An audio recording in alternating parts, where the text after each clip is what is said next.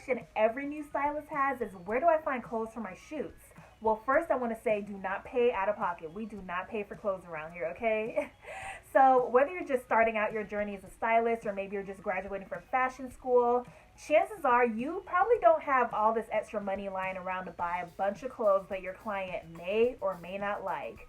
And on top of that, these stores are onto us. You can't just buy $1,000 worth of clothes anymore and return them all saying that they didn't all fit. They're onto us, so they're not going to fall for that anymore. So you might be wondering, well, where am I going to find clothes for these shoots and not have to pay a bunch of money out of pocket? Well, you know I got you. Let's tap into this video and I'll be sharing with you 3 places to get clothes for your shoots for free.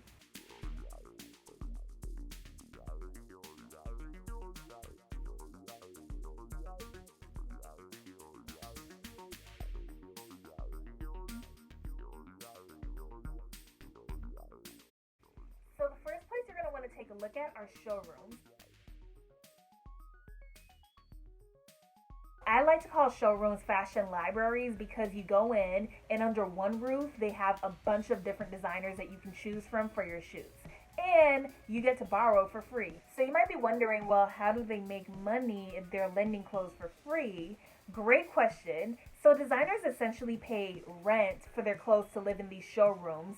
Every month they're paying upwards of $1,000, $2,000, maybe even more depending on the showroom, and they're getting in exchange publicity. So the PRs are promoting their products, whether it's jewelry, clothing, gowns, accessories, you name it, and getting them placements in magazines, on celebrities, on influencers, just getting their name constantly out there. So that's their job, is to get the designers publicity, and your job as a stylist is getting those items placed.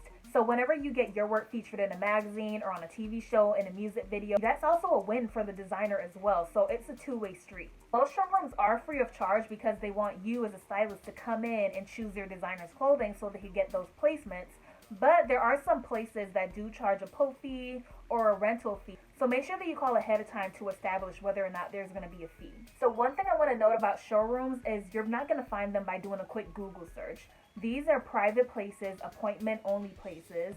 So you get to know a lot of showrooms through interning or through assisting another stylist. That's how you're going to start building your own contacts list. Another way to find showrooms is by going on other stylist profiles and seeing who they tagged. But I do want to note, just because you get their contact information doesn't mean they're going to approve your pull. In order to get access to showrooms, you're going to need a pull letter, also known as a letter of responsibility, basically stating that you're taking financial responsibility if anything was to go wrong with the clothing. If it was to go missing or damaged, you will be held liable. Other than that, if it comes back fine, like I said, in the condition that it was given to you, then there's no charge. So your pull letter is that one shot that you get to get a yes or no for the showroom. So you're going to want to include all the important information, and this is not a time to play coy or be shy.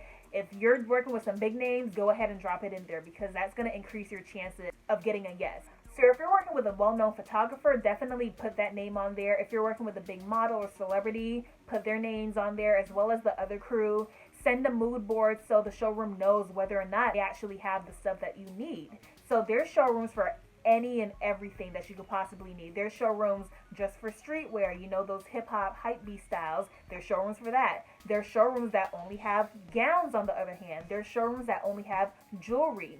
So depending on the needs for your project, that's the showrooms that you're going to reach out to. That's why it's so important to have a variety of showrooms in your contacts list so you have options. You're going to find showrooms in the fashion cities like LA and New York, and I'm starting to see some pop up in Atlanta as well, so shout out to ATL. But if you're in a smaller city, have no fear, you have options too. So one way to get clothes in a smaller city is by going directly to designers.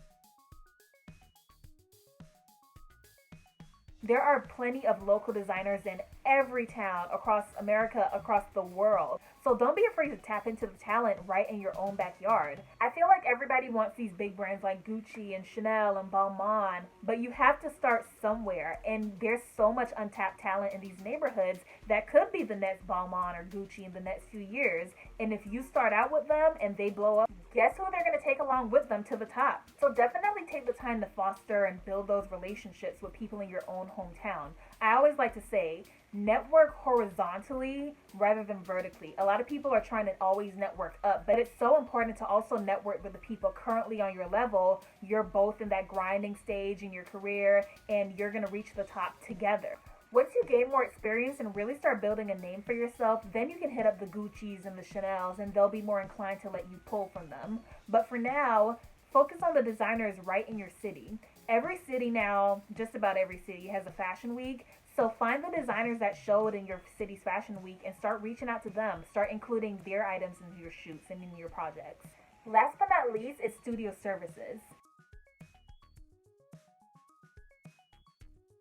So studio services is great when you're a personal stylist, whether you have a celebrity client or a regular client. And I hate saying regular people because, we're all regular people, but just for context so you know what I mean. So before styling was a really popular career option, stylists used to be able to get away with borrowing a bunch of clothes and then returning, the classic buy and return. But now these stores are on to us. They know the game now.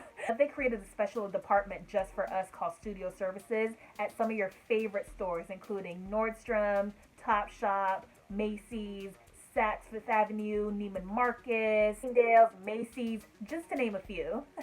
They all have studio services. So with showrooms, there's a cap on how many items you can pull at a time because they have to leave some items for other stylists to borrow as well. But with studio services, there is no cap on how much you can pull. In fact, you can borrow as many items as your heart desires.